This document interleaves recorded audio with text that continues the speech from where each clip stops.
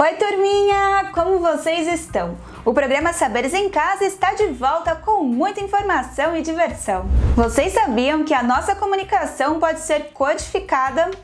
Ela pode ser representada através de números, letras, pontuação e por meio de várias combinações, criando uma mensagem. Hoje vamos aprender sobre a necessidade e a importância do alfabeto e dos números nesse processo. Vamos lá? O programa vai começar!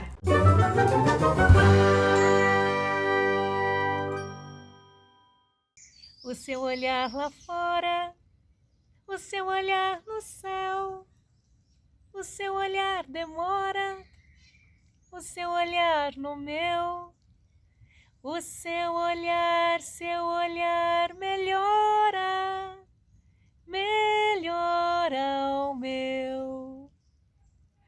Bom dia, crianças! Ah, que delícia estarmos juntos nessa manhã, e é isso mesmo, o seu olhar melhora o meu, assim como nos ensina a dizer e a pensar o nosso poeta Arnaldo Antunes. E nós estamos amanhecendo em nossos encontros com a poesia, e a poesia nos ensina a olhar de um jeito diferente, a pensar de um jeito diferente, a sentir profundamente tudo e todos de uma maneira muito mais intensa, muito mais especial, muito mais significativa, não é mesmo? Hoje nós começamos a relembrar que plantamos o pé de poesia com, quem é que se lembra? O nosso escritor Bartolomeu Campos de Queiroz, nesse movimento por uma escola literária, não é isso? Com sementes literária. E nós escolhemos o livro Cinco Sentidos, falamos sobre a visão, pensamos sobre essa maneira de ver as coisas diferente e muito mais sensível, não é isso? E hoje nós vamos seguir com Bartolomeu e com qual sentido? O que vocês acham? Vamos seguir com a audição. Hoje eu acordei conversando novamente com essa menina muito querida, muito especial em minha vida. Ela me ensina a olhar, ela me ensina a ouvir. E é claro que eu trago ela novamente para o nosso encontro de hoje. E hoje, ouvindo as coisas bonitas que ela me fez ouvir, eu senti muita vontade de falarmos sobre a audição e seguir plantando as nossas sementes literárias aqui no quintal da minha casa. Então, você, criança querida, mamãe, papai, vovô, vovó, titia, titio, sejam muito bem-vindos no quintal da minha casa, que a partir de agora passa a ser o seu quintal também, porque eu sei que eu também sou muito bem-vinda na casa de vocês. Vamos começar a nossa plantação maravilhosa? Vamos! Com o nosso baú repleto de palavras, poesia, vamos iniciar a nossa manhã.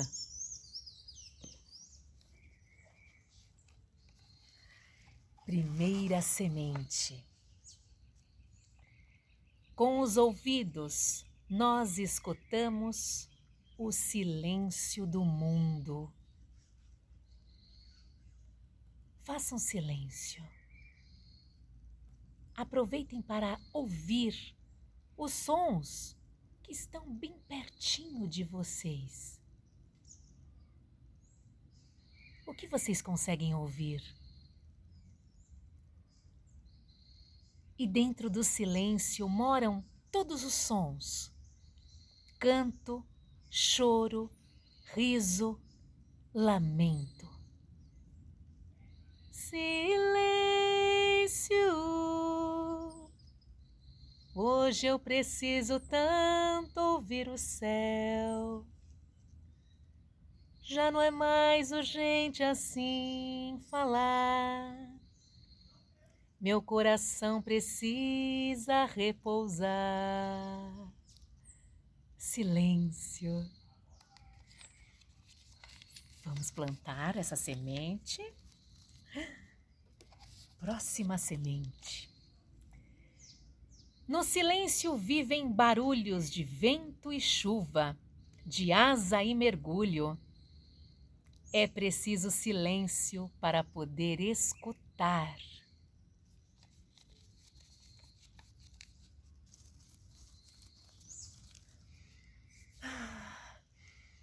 Cheiro de terra molhada. E quando uma voz invade nossos ouvidos, adivinhamos a felicidade de quem fala, não é mesmo? Nossos ouvidos leem o tom das vozes e o ruído do voo das abelhas adoça o nosso dia. Escutem, escutem, aproveitem para ouvir o tom da voz da mamãe e do papai. O que é que eles estão nos dizendo? O que eles estão sentindo? Escutem o tom da voz da vovó e do vovô, dos seus irmãos.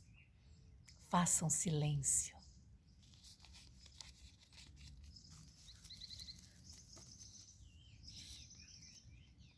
Se escutamos música, nosso corpo descansa com a melodia das notas.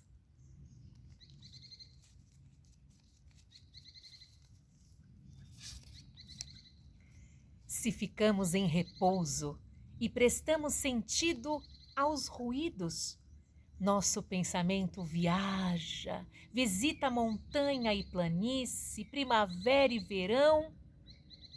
Escutar também é um jeito de ver.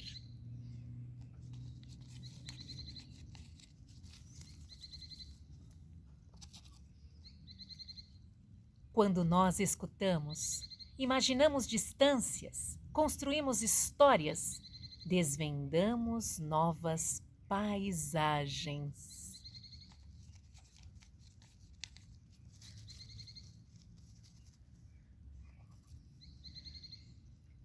Os ouvidos têm raízes pelo corpo inteiro.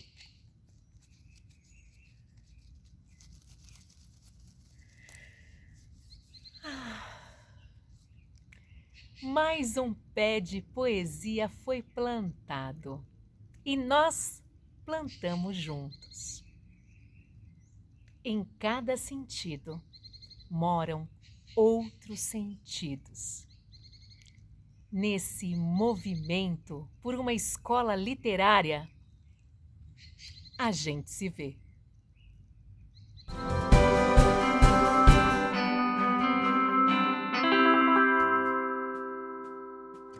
Olá, eu sou a professora Beth Rodas e hoje eu vim trazer algumas ideias criativas para a gente fazer com revistas. Sabe aquela revista que você tem aí na sua casa, que não utiliza mais e ficou para recorte? Ela é ideal para fazer algumas atividades, algumas invenções. Então, nós vamos começar pegando o caderno, uma folha e destacando da revista, recortando uma figura aleatória que você achou interessante. Neste caso, eu recortei essa moto e criei um desenho a partir do recorte dessa imagem que eu tirei da revista. Uma outra atividade legal que podemos fazer também é destacar uma folha de revista que você achou interessante e ela se transformará no seu quebra-cabeça. Você pode criar o seu quebra-cabeça. Para as crianças menores, nós podemos apenas dividir a folha ao meio para que a criança encontre o encaixe certo do desenho. E assim, você pode ir criando outras partes com diferentes formatos de encaixe. Olha só como ficou esse encaixe de revista. Crie, brinque com as folhas de revista e você vai ter diferentes tipos de quebra-cabeça. Uma coisa legal também você pode recortar uma imagem aleatória. Neste caso, eu escolhi esse prédio. E dividir a imagem ao meio. Você pode colar metade em uma folha e desenhar a outra metade, mas da forma que você quiser. Abuse da sua criatividade. Você pode, ao lado deste prédio, construir uma casa, uma flor, o que você imaginar, você pode transmitir aí para o papel. Mais uma atividade legal é pegar uma folha de revista e tirar uma imagem bem colorida. E com o auxílio de um bombril, você pode ir fazendo assim, ó, tirando o pigmento da folha de revista. A cor vai saindo e vai fazendo um sombreamento super interessante. Olha só, divertido, né? Você pode fazer em diferentes formatos e criando desenhos, criando formas. E para fechar, eu vou trazer uma atividade super legal com revistas, mas de uma forma motora. Vamos lá? Para mais uma atividade com revistas, eu convidei o meu filho Arthur. Oi, pessoal! Então, nós vamos construir ponte com revistas. Vamos colocar a folha e só pode pisar onde tiver revistas. Você pode ir mais rápido, mais devagar. Você pode convidar quem estiver aí na sua casa. A mamãe, o irmão. E assim a pessoa de trás vai pegando a folha, vai te entregando e você pode ir construindo uma ponte.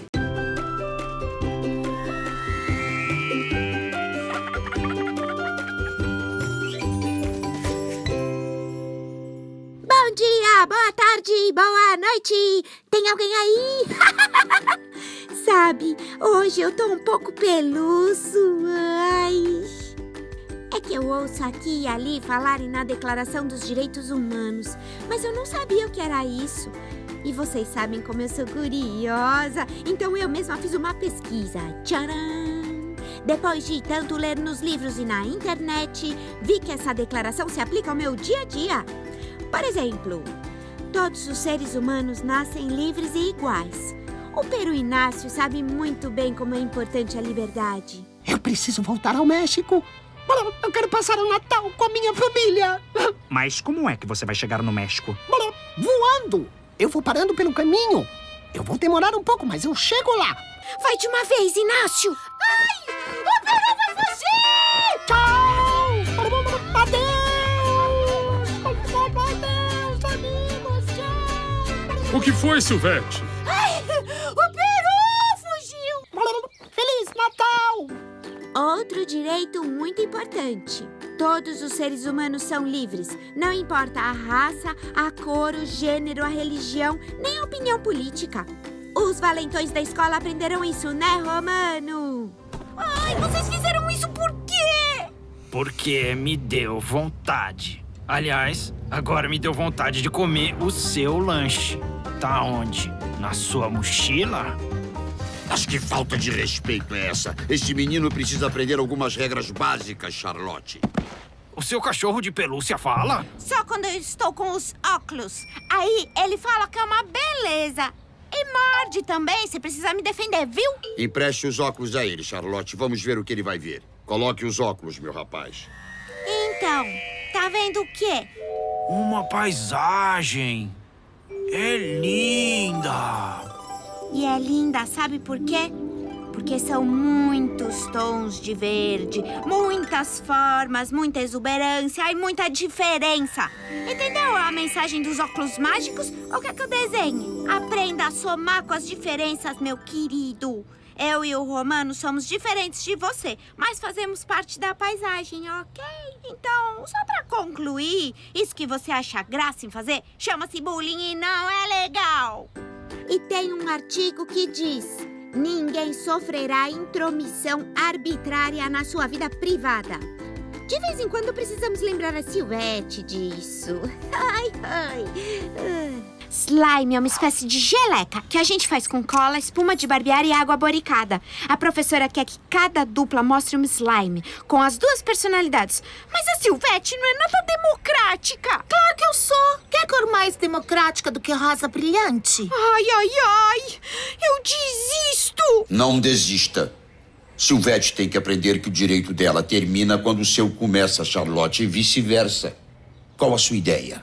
Azul com estrelas. Posso dar uma ideia? Faça metade azul com estrelas. E aí o azul vai se misturando com o rosa gradativamente até que fique só rosa brilhante. Não quero!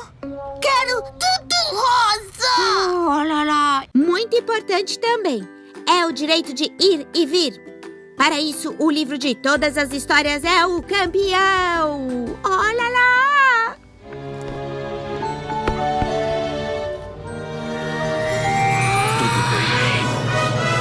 Nossa, Charlotte! Esse é o livro de todas as histórias. Vamos entrar de uma vez!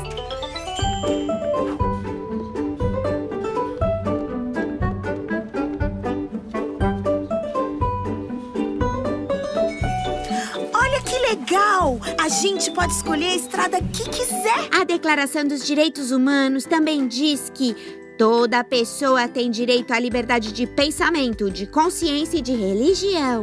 Pelúcio é um livre pensador. Silvete, entenda de uma vez por todas que eu sou um cão encantado. Não sou mortal. Sou feito de uma pelúcia muito especial, tecida pelas fadas fiandeiras do sul.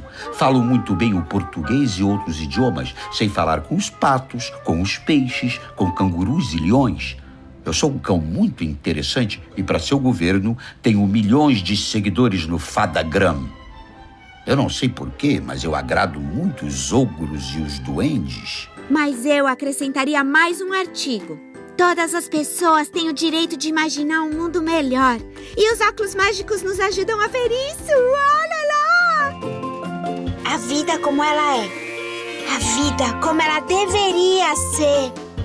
Você acredita no que vê ou vê aquilo em que acredita?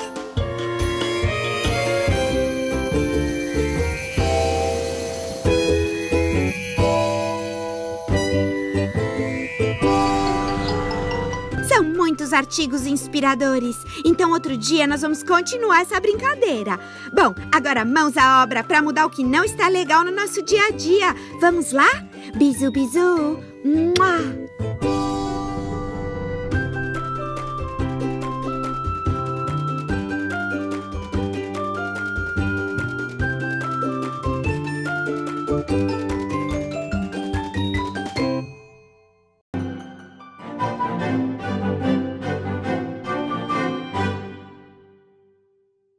Oi, turminha, tudo bem? Como vocês estão? Hoje a professora Mari está passando aqui para deixar uma sugestão, uma dica de atividade, uma brincadeira. A brincadeira do monjolo. Não sei se vocês já realizaram aí na escola de vocês, se vocês já viram. É uma brincadeira bem antiga, é tradicional, tá bom? Para a gente poder fazer essa brincadeira, nós vamos precisar de um copo e de uma moeda. Tá bom? Existem várias formas de se brincar a brincadeira do monjolo. Então, primeiro a professora vai demonstrar para vocês ela sendo brincada de forma ritmada com o copo, tá bom? Onde a gente vai cantando e vai fazendo o acompanhamento da música com o copo. Ela é de nível fácil, então as crianças bem pequenas podem realizar com o pai e com a mãe com tranquilidade. Sentar um de frente para o outro e pega o copo e cantam, e vamos cantando a música e acompanhando. Vamos aprender?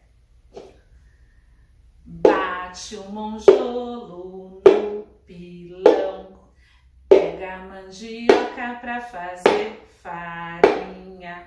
Onde foi parar o meu tostão?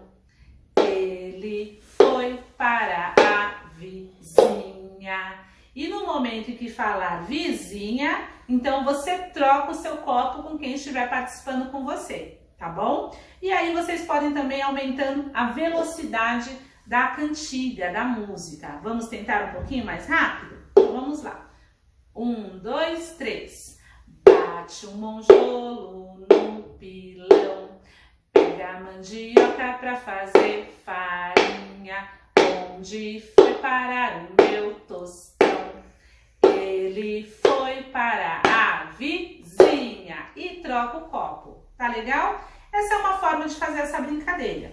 Existe uma outra variação do bate-monjolo, que é como a brincadeira do passa-anel.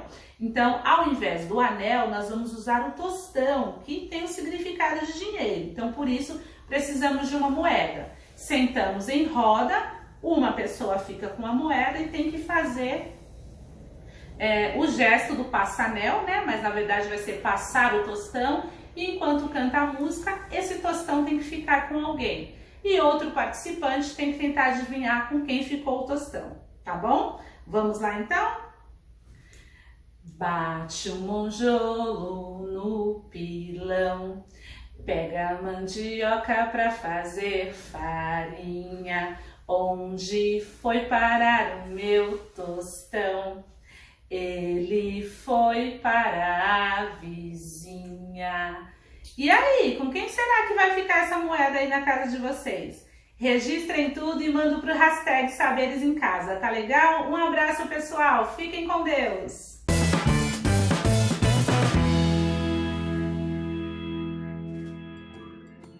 Olá, pessoal, bom dia! Chegamos para mais um desafio do dia.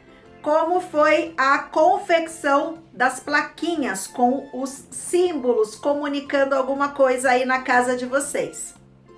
Eu espero que ninguém tenha feito a plaquinha aí dizendo que eu não posso entrar, hein? Porque eu já estou chegando e invadindo a casa de vocês com mais um desafio do dia. Não se esqueçam que hoje é o último dia para contribuição lá no Portal da Educação, no nosso Quebrando a Cuca. Nós não podemos deixar o nosso amigo ou a nossa amiga do outro lado do oceano sem receber a informação, tá bom? Então eu conto com vocês, estou esperando as contribuições. Agora sim, finalmente chegamos no alfabeto. Anotem aí o tema do nosso encontro de hoje e a data. Então vamos lá. Imaginem vocês, cada pessoa criando um conjunto de símbolos diferentes para se comunicar. Em cada lugar que você passasse, um conjunto diferente de informações faria parte da cultura e do repertório daquelas pessoas. Será que seria fácil? Acho que não, né? E foi isso que aconteceu lá na região da Mesopotâmia. Os povos, eles começaram a ampliar muito o comércio. Então eles iam passando pelas regiões, precisavam comercializar um monte de coisas. A escrita cuneiforme, ela começou a ser muito utilizada para contagem. Então eles iam fazendo os risquinhos lá e contando animais que eles estivessem comercializando, contando bens. Só que chegou uma hora que isso começou a ficar insuficiente. Existiam algumas pessoas, alguns povos com muitas coisas e eles não conseguiam mais nem se comunicarem com outras pessoas, nem contabilizar tudo que eles possuíam. Então, nessas viagens, eles não apenas divulgavam a escrita e os símbolos que eles estavam criando, como também estimulavam as pessoas desses locais a utilizarem o mesmo sistema de símbolos e de códigos, porque isso facilitaria muito o comércio. Então foi a partir do povo fenício que foi multiplicando essas ideias aí por todos os lugares que nós tivemos o surgimento do alfabeto, inicialmente composto por 22 códigos e depois aos poucos ampliado até ficar do jeito que nós conhecemos hoje. O nosso alfabeto, ele é o alfabeto romano, que é uma modificação do alfabeto grego. Ele é utilizado na maior parte dos países, com algumas exceções de algumas localidades que possuem uma escrita bem diferente. Mas quando nós temos a combinação de todas essas letras, nós temos diferentes formas de nos comunicarmos com todas as pessoas. Eu tenho um jeito aqui bem legal de revisarmos aí todas as letrinhas que formam o nosso alfabeto e, além disso, revisitarmos aí algumas descobertas que já passaram por aqui desde a semana passada. Então, vamos lá, vamos investigar. Quem lembra desse aplicativo que eu já trouxe aqui para nós experimentarmos aí algumas coisas, inclusive a brincadeira aí para descobrir a palavra?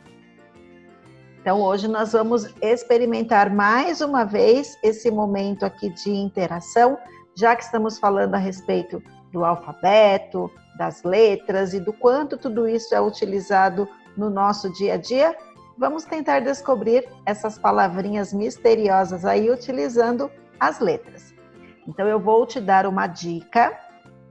Você já tem aí embaixo a quantidade de letras que forma essa palavra misteriosa, tá bom? E aí você vai falando a letra que você escolhe aí. Eu vou selecionando ela aqui e vamos ver se juntos descobrimos essas palavras, tá bom? Então, vamos lá. A primeira pista que eu coloquei aí para vocês é que algumas ferramentas, elas foram muito importantes e elas mudaram aí a vida das pessoas que viviam lá na pré-história. Essas primeiras ferramentas, elas eram feitas de quê? Qual era o material que os povos primitivos utilizaram para fazer as primeiras ferramentas que foram utilizadas para caça, para pesca? Quem já sabe? Olha aí embaixo, conta quantas letrinhas tem e fala bem alto a primeira letra que eu já vou escolher aqui. Vamos ver, eu ouvi uma letra R. Nós temos a letra R. Alguém falou letra D de dado? Vamos ver. Também tenho a letra D. Fala mais alto agora para eu conseguir ouvir a sua letra. Agora eu estou ouvindo a letra I. Olha só o que aconteceu com a nossa florzinha. Uma pétala dela saiu daí. Então significa que nós não temos a letra I. Olha aí embaixo o alfabeto. Qual a letra que você escolhe? Ah, eu acho que agora vai ficar fácil.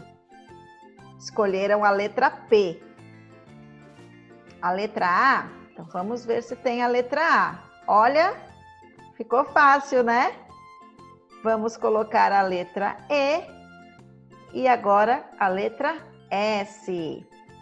Então, exatamente, os primeiros materiais eram feitos de rochas, né? Polidas ou lascadas, e elas utilizavam aí na caça, na pesca, né? E isso foi mudando ao longo do tempo. Vamos ver aqui a próxima. Muito fácil, hein? A primeira fonte de energia e calor que o povo primitivo descobriu, qual foi? Só tem 4 letrinhas. Muito fácil. Lembra que eu te contei que um grande raio caiu na árvore e a partir disso, o que eles descobriram? Eu ouvi uma letra A?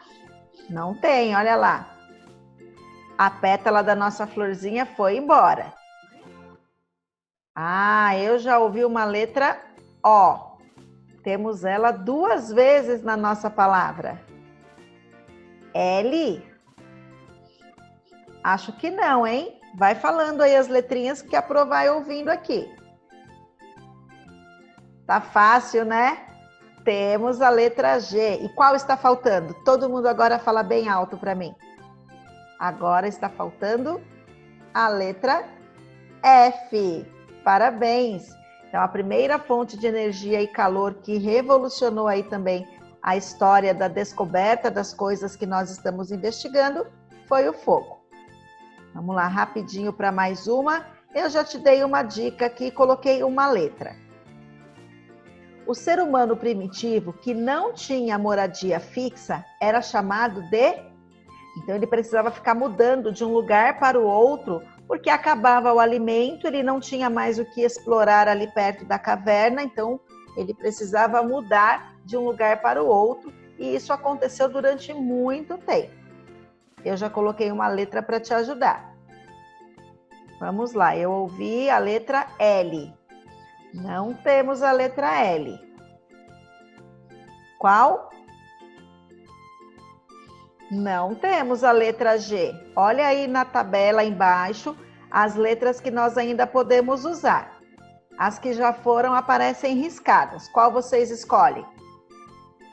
T? E olha lá, também não tem a letra T. Temos poucas pétalas agora na nossa flor, hein? A letra E? Muito bem. Tá bom, eu vou colocar a letra A. Vai falando as letras aí que vocês querem aqui. Não estou conseguindo ouvir ninguém. Então vamos lá. Onde a Pro vai escolher agora? Tá fácil agora, hein? Bem fácil. Qual letrinha está faltando? Muito bem. Eram nômades. Então eles ficavam mudando de um lugar para o outro. Acho que tem só mais uma agora. A última, tá? Na época das cavernas, os registros nas paredes eram chamados de pinturas. Não é para falar o nome completo. Eu quero que vocês falem para mim quais letras eu devo colocar aí na nossa palavra misteriosa. Tá bom, vamos começar pelo A. Só que não tem a letra A. Vocês querem na sequência agora? Então tá bom. Só que nós temos 2 vezes a letra E. Ficou fácil, hein? Qual letra nós vamos colocar agora? O T, muito bem. Mais uma. J? J não tem. Olha aí embaixo, olha a nossa tabela com as letras que nós podemos usar ainda. Eu ouvi a letra S. Temos a letra S. Qual vocês querem agora? Presta bastante atenção, hein? Letra C. Perdemos mais uma pétala da nossa flor. E agora? L. Perdemos mais uma. Vai falando, vamos. Perdemos mais uma pétala. Não temos a letra M. Olha aí quais ainda não foram. Letra O. Também não tem. Olha, só tem 4 pétalas, hein? Então, vamos tentar a letra R. Temos 2. Ufa, essa foi por pouco, hein? Agora ficou bem fácil. A letra U. E qual tá faltando? A letra P. Então, olha só, toda essa combinação fez com que nós pudéssemos descobrir as palavras misteriosas que completam essas informações, todo esse conhecimento que é tão importante para as nossas descobertas. Viu só? Se não fosse a combinação dessas letras que são tão famosas e tão conhecidas entre nós não teríamos a formação do nosso sistema de escrita, utilizado para nos comunicarmos. Só que além disso, nós temos também o Braille. Olha essa imagem que eu vou te mostrar. Então, nesse tipo de escrita, nós podemos nos comunicar através da sensação tátil. Ela é utilizada por pessoas que são cegas ou pessoas com baixa visão. E temos também a língua brasileira de sinais, Libras. Então, olha só que legal. É uma língua de modalidade espaço-visual, onde é possível se comunicar através de sinais. Vocês têm aqui a nossa colega todos os dias fazendo aí os símbolos, os gestos, para que as pessoas que são surdas consigam entender tudo o que estamos conversando aqui nos nossos desafios. Além disso, a Libra, a língua brasileira de sinais, ela utiliza expressões faciais, expressões corporais, que são as expressões que eles chamam de não manuais, utilizando um sistema de escrito próprio chamado de escrita de sinais. Olha só quanta coisa legal! Tudo isso sendo pensado para nos comunicarmos. Então agora vamos ao nosso desafio. Já que chegamos no nosso alfabeto, vamos agora para o nosso desafio. Eu já pedi para vocês criarem um diário, que seria um companheiro, um amigo ou uma amiga aí, com o qual vocês desabafam, contam segredos.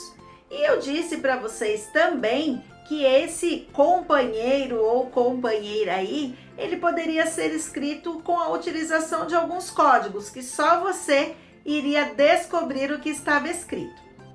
Eu já pedi também para que vocês identificassem uma mensagem misteriosa, onde eu escrevi que adoro estar com vocês por aqui. Eu pedi também que vocês criassem uma mensagem secreta aí utilizando alguns símbolos. Então, nós já utilizamos esses recursos algumas vezes. Então, agora, o meu desafio é que você crie pistas para um tesouro secreto. Olha só o que você vai fazer.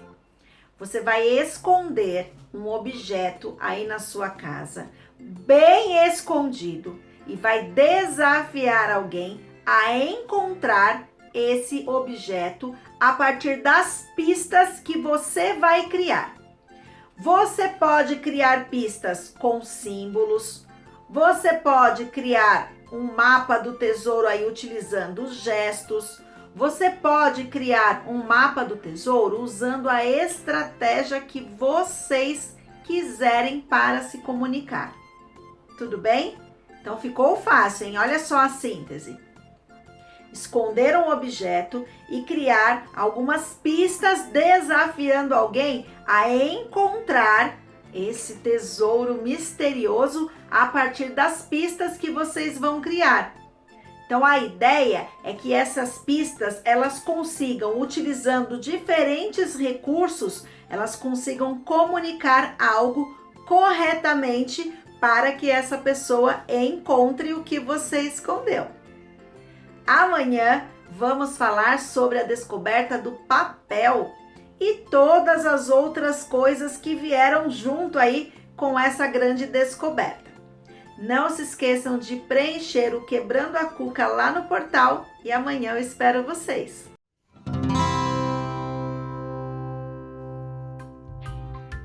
Olá, galera da EJA, tudo bem com vocês? Hoje é dia de natureza e sociedade e na nossa aula seguiremos com o tema As demandas do capitalismo industrial, com reflexões sempre muito importantes e que precisam de atenção. Então, fiquem ligados e aproveitem!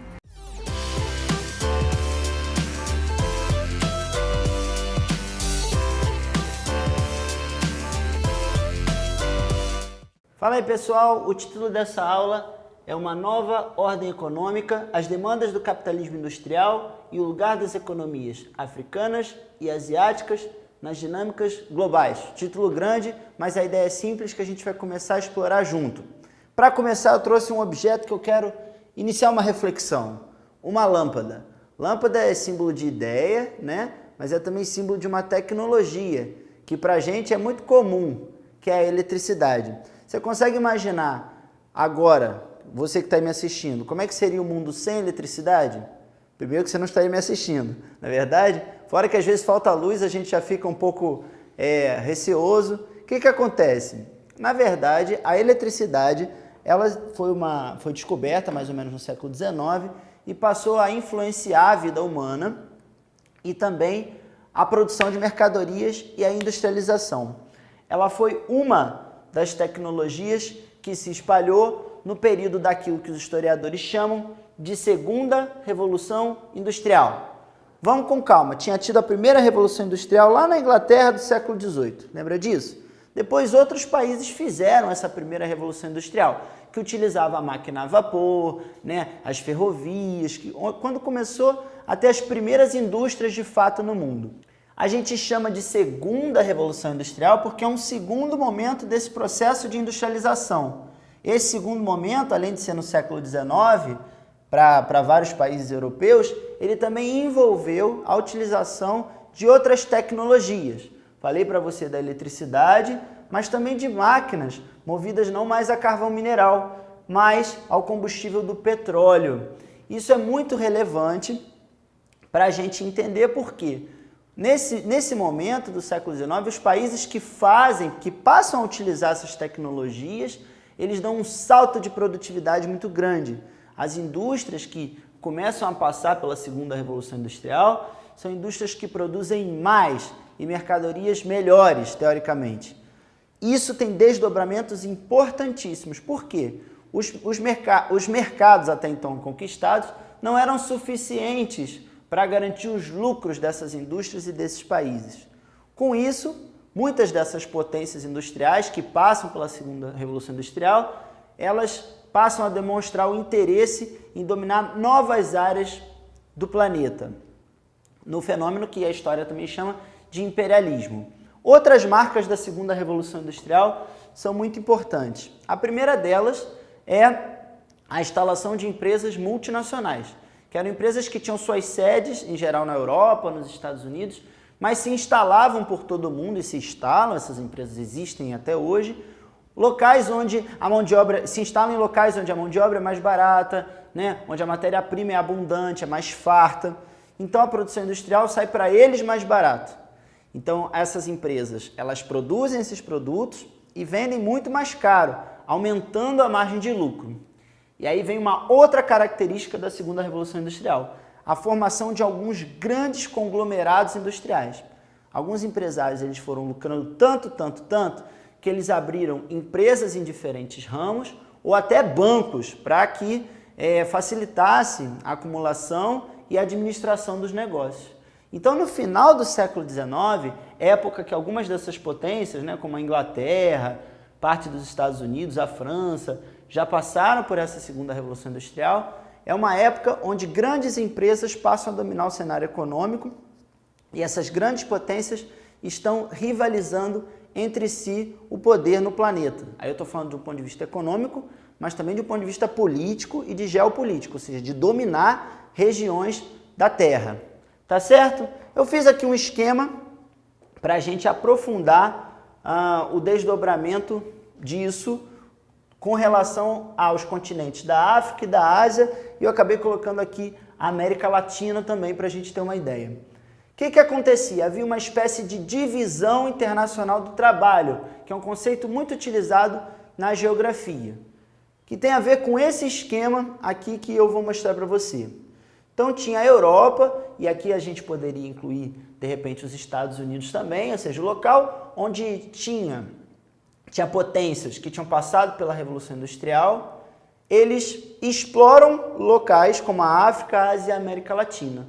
Por quê? Nessas localidades do mundo existe mão de obra e matéria-prima. Esses países desses continentes, eles fornecem para as empresas europeias, para os países europeus, mão de obra, trabalhadores baratos e matérias-primas, né? Ou seja, coisas retiradas da natureza para fazer os produtos industrializados, né? Como minérios, como combustível. Então, esses países, eles cedem isso numa escala planetária para as indústrias europeias.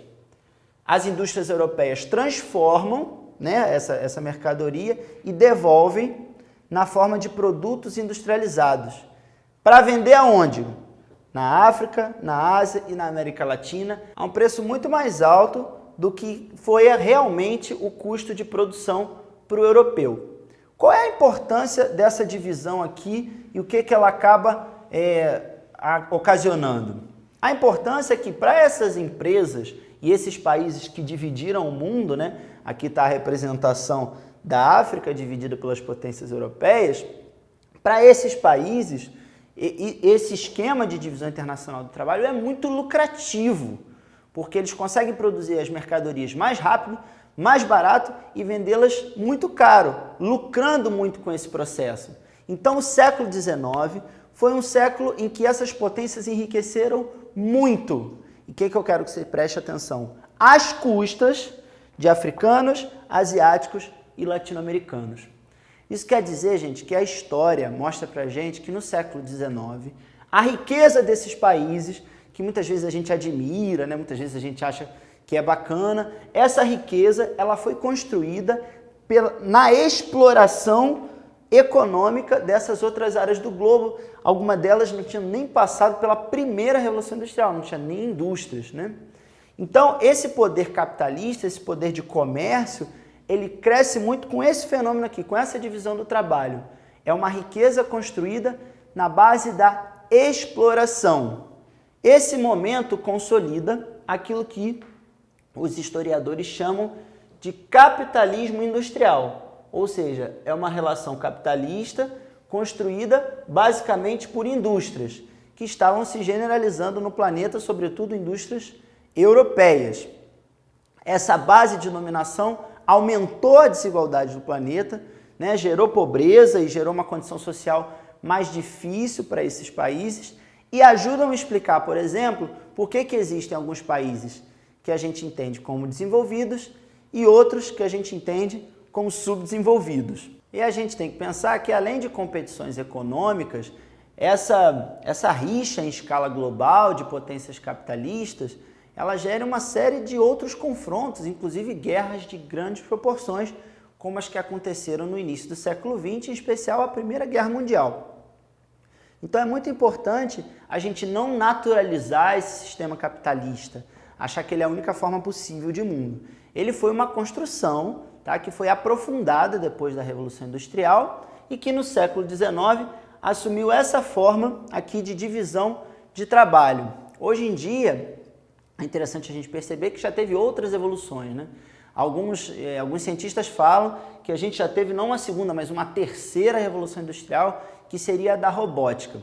Agora imagina, se a segunda já ocasionou todas essas transformações que a gente falou aqui, imagina essa terceira. Eu acho que vale a pena você fazer uma pesquisa para que esse assunto continue e você possa debater com pessoas que também se interessam por história como você. Obrigado por ter me acompanhado e até uma próxima.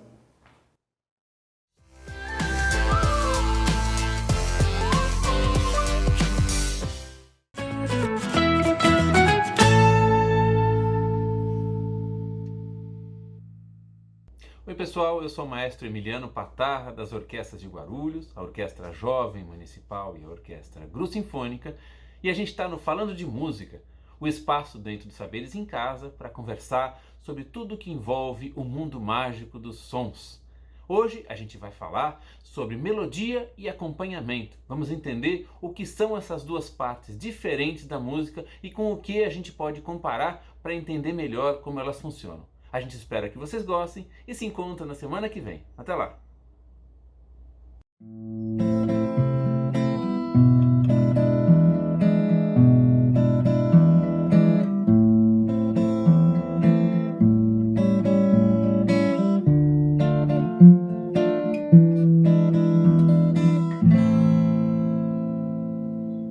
Nossa, eu acho que eu conheço essa música, mas parece que tá faltando alguma coisa. O que será que é?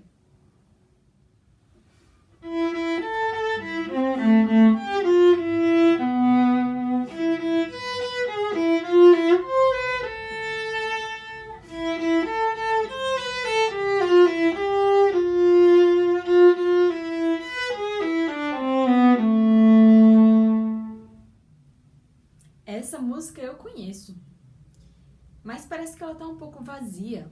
Ainda tá faltando alguma coisa. O que será?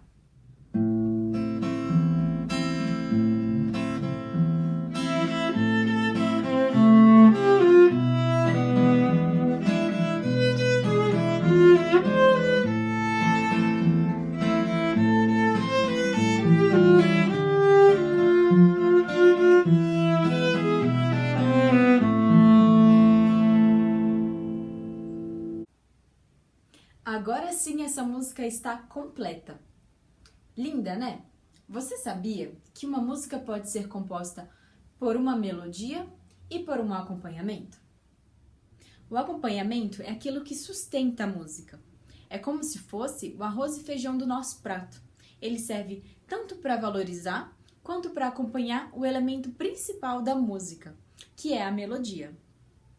Já a melodia é a voz principal da música. É como se fosse a parte principal do nosso prato, ou a mistura do nosso prato. Você deve estar se perguntando, será então que a melodia é mais importante que o acompanhamento? A resposta é não. Ambos são muito importantes e se complementam.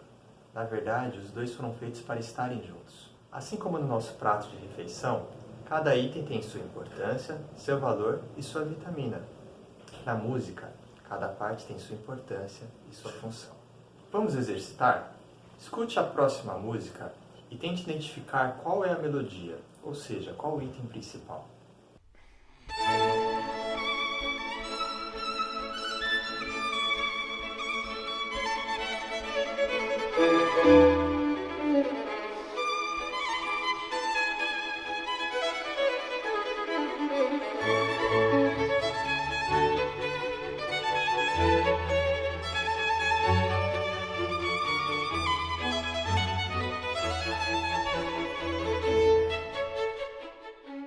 Bom, nesse caso, o item principal é o violino.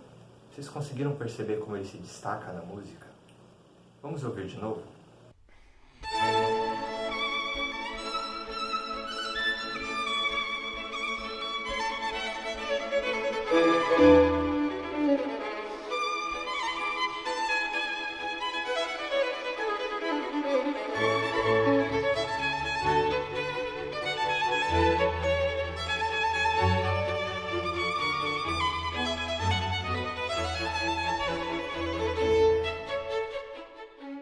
Muito bem. Escute a próxima música e perceba quem faz o acompanhamento. Quem que é o arroz e feijão dessa música?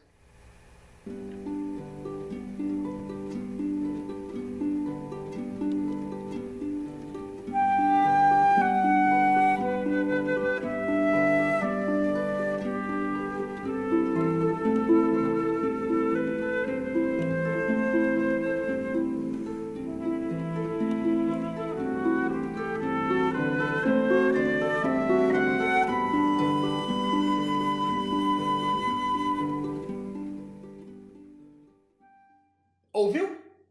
Se você respondeu que a harpa estava fazendo o acompanhamento, você acertou. Muito legal essa coisa de acompanhamento, não é? Apenas mudando o acompanhamento é como se a gente estivesse provando a comida de diversos outros países ou outros lugares do nosso próprio país. Por exemplo, essa que eu vou tocar agora para vocês. É uma melodia muito conhecida, ou seja, uma mistura muito conhecida. Só que vamos colocar aí uns ingredientes peruanos. Vamos ver como fica.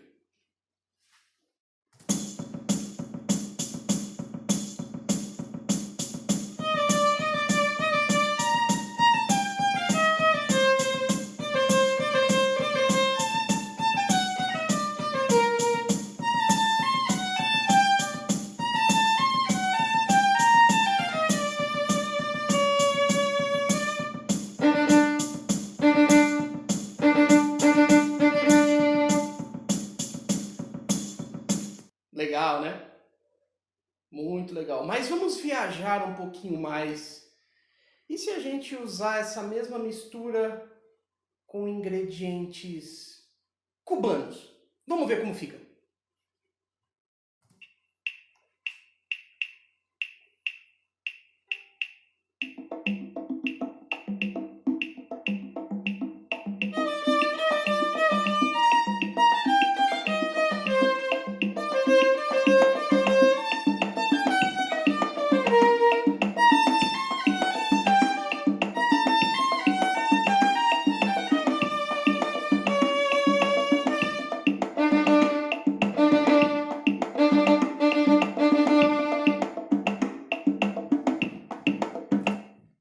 Diferente.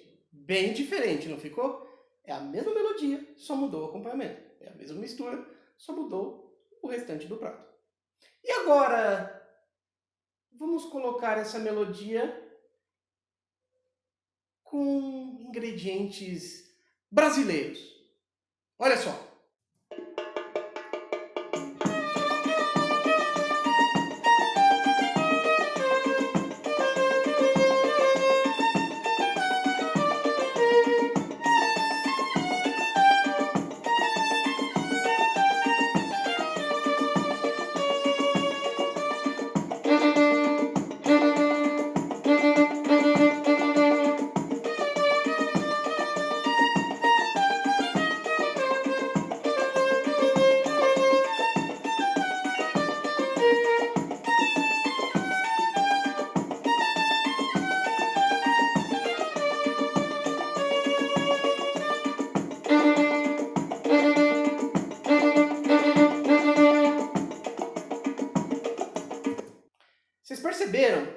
que é a mesma música, só que com vários acompanhamentos diferentes.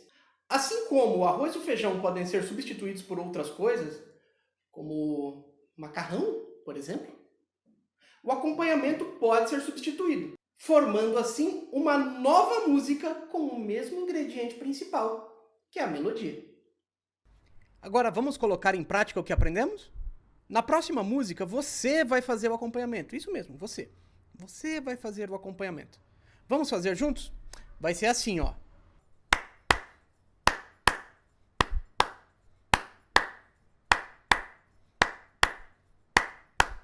Legal, né? Vamos fazer agora com a melodia? 1, 2, 3, 4.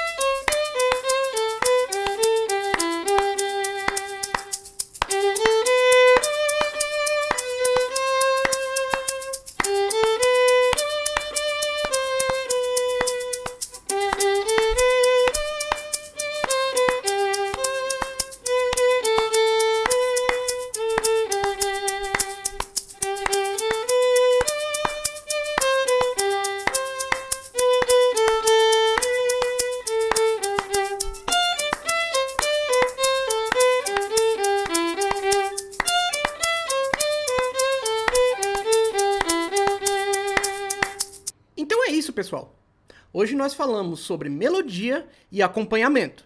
O acompanhamento é o que sustenta a música.